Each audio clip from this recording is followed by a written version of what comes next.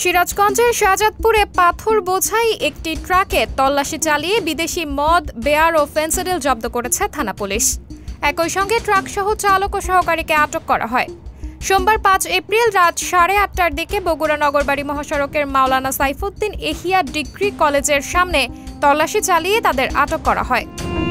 আটককৃতরা হলেন ঢাকার সাভার থানার বনগ্রাম মহল্লার আবু জাফরের ছেলে ট্রাক চালক সাদ্দাম হোসেন ও একই থানার দক্ষিণ দারিয়াপুর মহল্লার শামসুল আলমের ছেলে শরীফ আলম।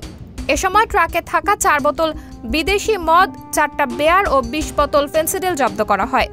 শাহজাদপুর থানার ভারপ্রাপ্ত কর্মকর্তা আসলাম আলী সবার কথাকে তথ্য নিশ্চিত করেছেন। তিনি জানান, বুড়িমারি সীমান্ত থেকে ট্রাকটি পাথর নিয়ে ঢাকার সাভারে যাচ্ছিল। পরে এক গোপন সংবাদের ভিত্তিতে ট্রাকটি তল্লাশি করে মাদক সহ তাদের আটক করা হয়।